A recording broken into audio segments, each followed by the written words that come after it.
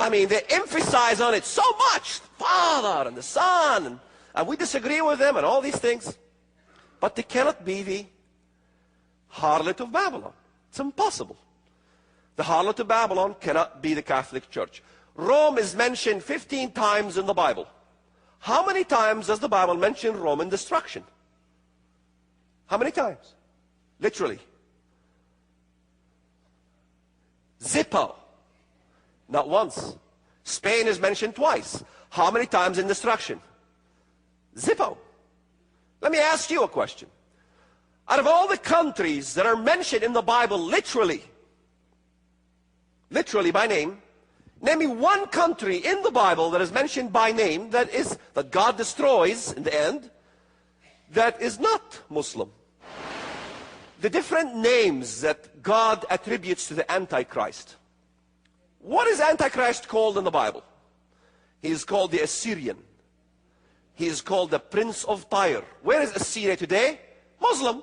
Prince of Tyre, Lebanon. Where is it today? It used to be Christians a few years ago. What happened to Tyre now? It's Muslim. Welcome, Americans, to jihad. He is called also Pharaoh of Egypt. Egypt today is what? Muslim. And in every reference where Christ is fighting, that country is Muslim.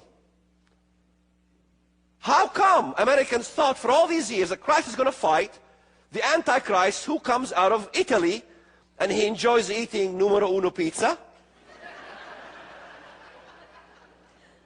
and spaghetti and meatballs, I guess. I don't know. The EU, one country, 10 nations join. Greece was the 10th nation that joined. And then 11 joined, 12 joined, 13, 14, 15, 16, 17, 18, 19, 20, 21, 22, 23, 24, 25. And right, there you go. And I never knew this guy. And I've discovered him later on. I was like, how come he stole my stuff?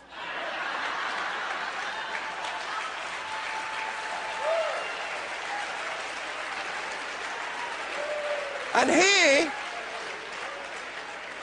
probably thought the same thing. Who's this guy stealing my stuff?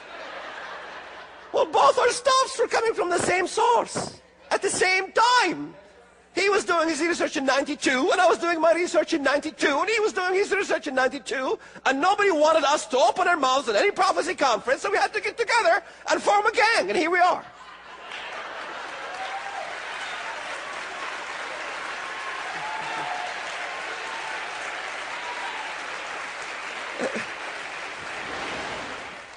Tell me that Israel doesn't matter. Tell me it doesn't matter. Well, let's see. Judgment Day comes. I'm pro-Palestinian Christian. And I wanted an establishment of a city of Jerusalem to be divided between Muslim Jews and Christians and Arabs and Jews. Let's divide it. Give the eastern portion to the Arabs. It's okay. After all, we'll have peace. But I'm a Christian. I believe in Jesus and Him crucified. And I attribute to that kind of thing.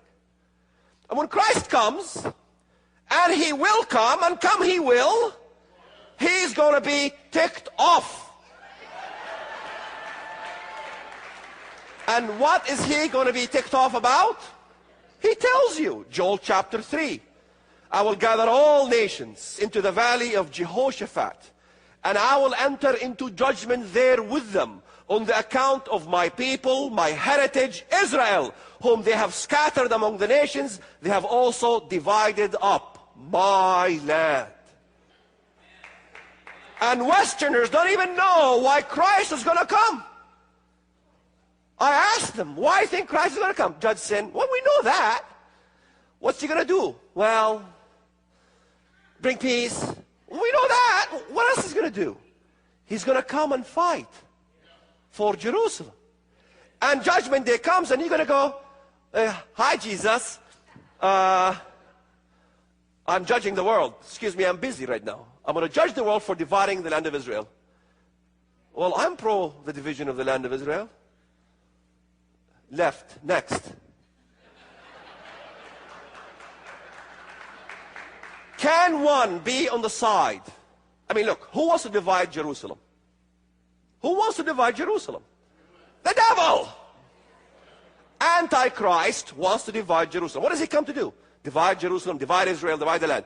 if Antichrist wants to divide the land, and you are pro the division of the land, what side are you on?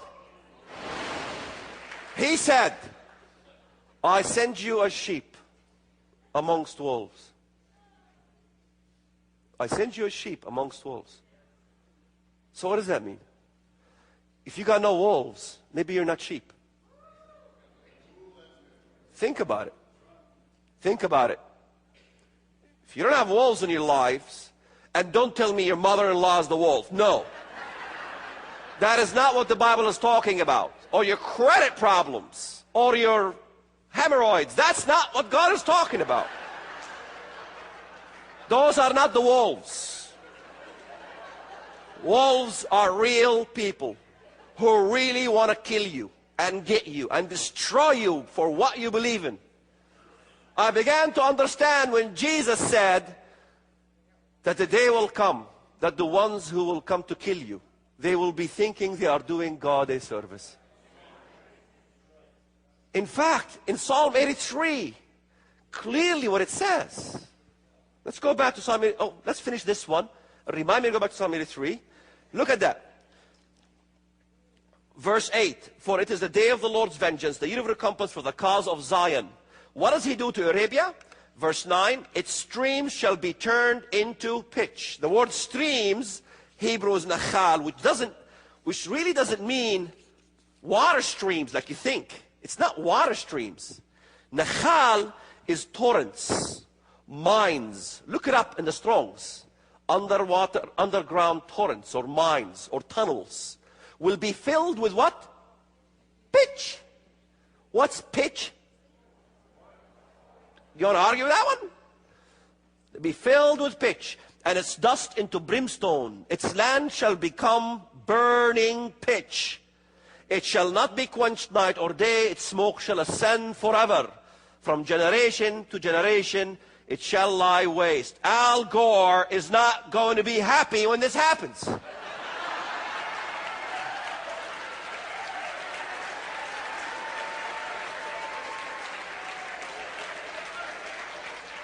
Figure that one, Al Gore. Go figure that one out. He's going to complain. He loves to complain. We say, sorry, we're ambassadors for Christ, sitting in our desks and our offices. Sorry, you got to take this with the boss over there in Jerusalem. But we don't really suggest, Al, that you go to Jerusalem and confront with the boss, okay? He's not the kind of teddy bear that you thought about him in his first coming. The environmentalists, they can't do anything about it. It's going to burn forever, continually. They're not going to cap these ones. And there you have it.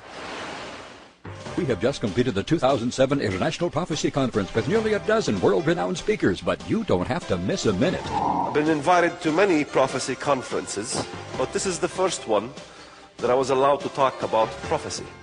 Could the apparitions that perform numerous signs and wonders that the Catholic Christians revere and worship also be the same things that Muslims will also worship? Our spiritual link is so connected to Israel that whatever God promised Israel as a blessing can come upon us as Gentiles. By 2015, Muslims will make up a majority of the Russian army. Get the entire conference today. All messages on audio tape or CD for only $119 plus $10 shipping, or on DVD for only $199 plus $10 shipping. When you order all the sessions, we will send you absolutely free the historic Convocation, where 8 speakers were together on one panel for 3 exciting hours. Call now toll-free 1-888-463-7639 and have your credit card ready.